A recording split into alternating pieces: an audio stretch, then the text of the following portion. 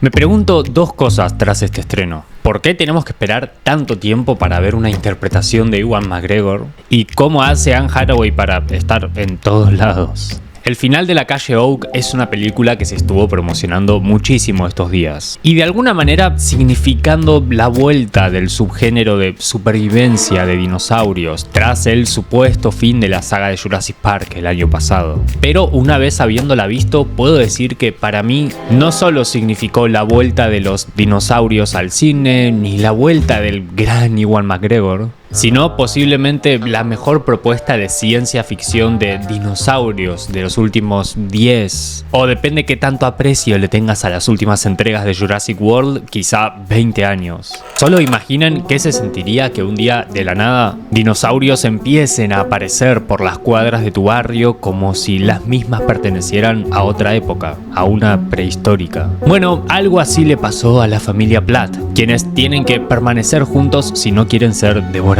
Y quizá si desean encontrar la posibilidad de volver a la normalidad. Inevitablemente, al pensar en cine de dinosaurios, vamos a pensar en Spielberg. Y de hecho, esta cinta referencia el estilo del cineasta más allá de la similitud de la aparición de seres prehistóricos como amenaza. Es algo así como un homenaje a un gran blockbuster ochentero, de los que Spielberg es el padre, básicamente. Y por otro lado, el nacimiento de El final de La Calle Oak como película se siente una rareza a pesar de lo hollywoodense de su estilo. No solo porque se viva como una película de otra época o por la milagrosa vuelta de Ewan McGregor o porque sea otra película de dinosaurios que no sea Jurassic World o Jurassic Park, sino que principalmente me dejó pensando lo multifacético que sigue demostrando ser su director y escritor David Robert Mitchell. Esta película lo sigue acercando a ser, al menos para mí, una de las grandes revelaciones del cine contemporáneo. Su primer largometraje, El mito de la adolescencia, fue un coming of age, así se le dice a este subgénero que toca temas de la transición de la adolescencia, el deseo, las relaciones humanas quizá, al cual no le fue tan mal, pero después en 2014 llevó a cabo una de las mejores y más trascendentes películas de terror sin dudas de los últimos años, It Follows, en la que sí no solo volvió a demostrar entender perfectamente cómo retratar las relaciones humanas adolescentes, sino que lo llevó a un terreno realmente aterrador, original, simple pero efectivo. Y luego, a pesar de lo que podríamos esperar tras el éxito de esa entrega, se volcó a escribir y dirigir una de mis películas favoritas, que no está relacionada al terror realmente, es más un policial quizá, con pinceladas de un cine noir, comedia negra, un misterio conspiranoico. Estoy hablando de Under the Silver Lake, protagonizada por Andrew Garfield, un proyecto tan extraño como autoral y sustancioso. Y ahora trae algo que nuevamente como que nada que ver. Un blockbuster de lo más clásico, lleno de corazón y como sus otros proyectos, ejecutado excelentemente. Esta película se siente como volver a esos clásicos de los 80s, y no solo por estar situada en esa época, aunque obviamente es un factor importante, sino por sus detalles o la manera de ser contada. Su música, los personajes, su comedia, la perspectiva infantil, la aventura, lo familiar, el miedo a lo desconocido, o hasta el perro se siente parte de ese tipo de travesías que veíamos en Jurassic Park o Goonies quizá. Mientras la miraba y escuchaba la musicalización sin saber realmente quién estaba atrás del soundtrack de la película, simplemente se me vino a la cabeza Michael Giacchino, con esa orquesta presente y tan característica ya de esta película también. Y efectivamente, después lo terminé confirmando. Michael Giacchino, probablemente el compositor de bandas sonoras para cine más trascendente de nuestra época, fue quien realizó la musicalización para El final de La Calle Oak. La historia se siente simple, fresca, muy emocional y familiar quizá, y con pinceladas de suspenso o terror. Me encantaron sus protagonistas. Cuenta con el desarrollo justo de esas relaciones intrafamiliares y la motivación individual de cada integrante para que se sienta tan cercana como efectiva cuando los personajes se ponen a prueba en una situación de amenaza real.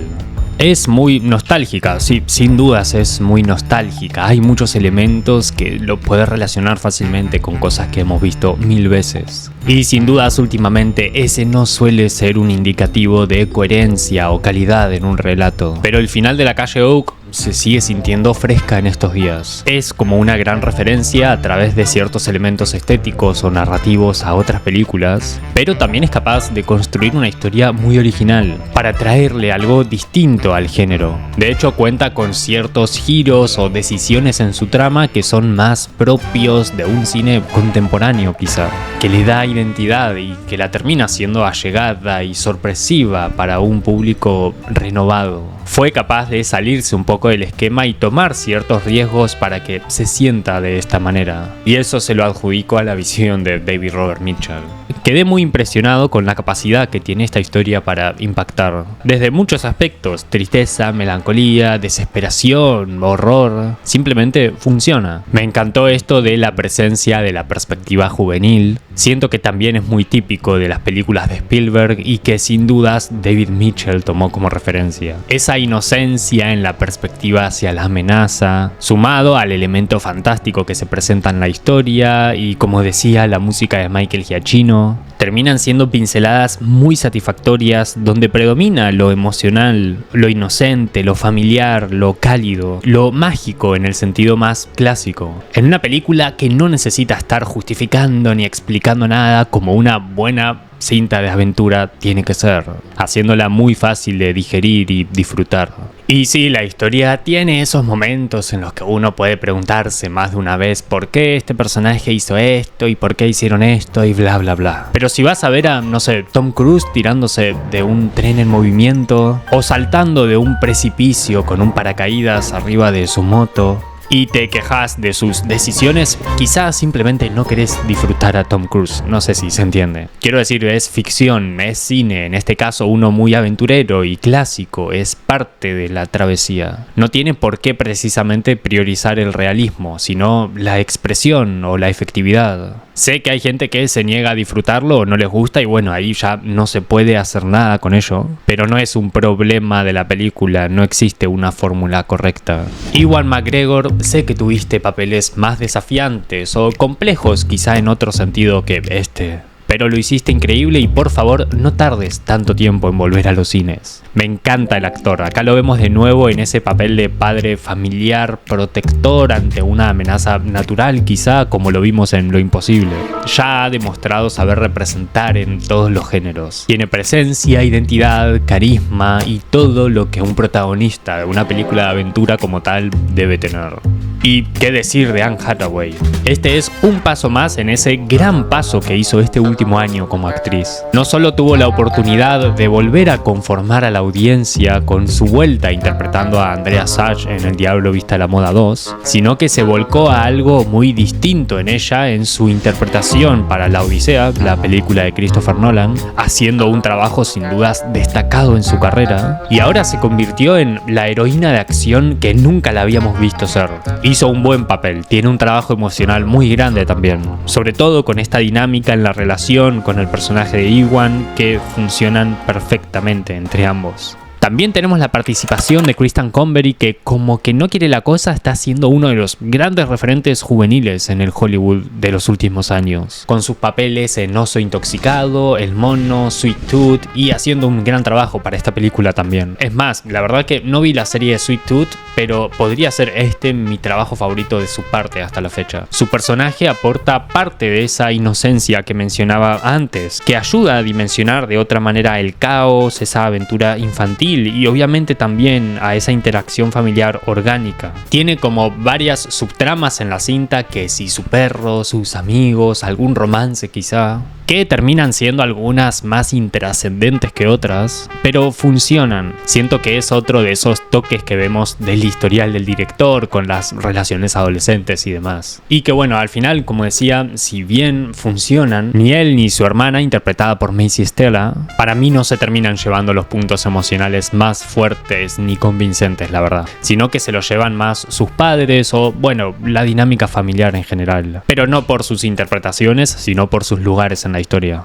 Ah, bueno, y los dinosaurios, casi me olvido. Quiero decir, tampoco tengo mucho que decir al respecto. Diría que es una de las pocas películas, quizá debido al gran presupuesto o del enorme lugar que ocupaba la saga de Jurassic Park en la industria, que ha logrado hacer una muy sorprendente representación de estos seres en la pantalla grande sin que se vea un asco. Se ve excelente, son utilizados como recurso en muchas situaciones para que sintamos esa amenaza constante y en diferentes formas y especies. Lo que me pareció curioso es que en los últimos años se dijo mucho que la representación que hemos visto de los dinosaurios en el cine nunca había sido la más correcta a nivel científico, ya que por ejemplo la humanidad había asumido que varios dinosaurios debían llevar plumas más que esas pieles secas y agrietadas, y el final de La Calle Oak es como que se terminó apegando un poco más a esas características que quizá la saga de Jurassic Park ya había perdido la oportunidad de hacerlo. Simplemente me pareció curioso, como menos. En algún punto una propuesta como esta existe por el fin de la saga de Jurassic Park. Bueno, seguramente no el fin como tal, pero tras el estreno del año pasado que no salió como se esperaba, el futuro de la saga es más incierto hoy que nunca. No me malinterpreten, si hay alguien que ama Jurassic Park y su saga, soy yo, es uno de mis clásicos blockbusters favoritos. Y ellos llevaron con honor la representación de los dinosaurios en el cine durante años.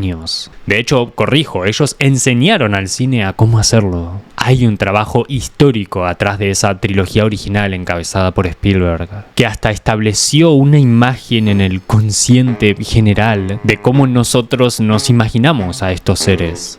Pero en los últimos años, a mi parecer, no es que los dinosaurios se hayan visto mal, pero sus historias detrás terminaron dejando un poco que desear, sobre todo en esas últimas 2 entregas quizá.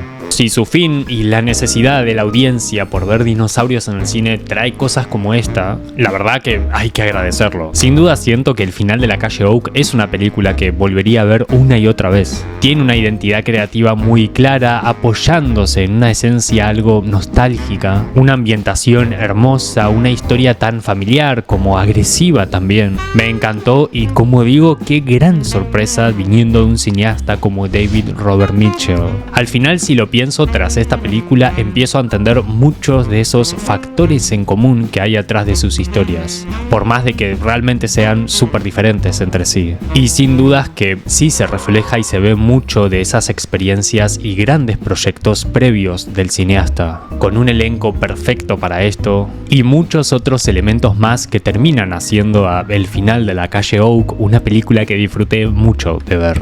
Igual quizá ustedes la ven y la detestan y están en todo su derecho de que les pase. Así que si no lo hicieron, vayan a verla y después me comentan qué les pareció. Ya saben que si quieren ver más contenido sobre cine, pueden suscribirse o seguirme en las redes del canal para enterarse de más novedades. Si les gustó el video, denle al botón de me gusta y muchas gracias por ver hasta acá. Nos vemos dentro de poco con un video nuevo. Chau chau.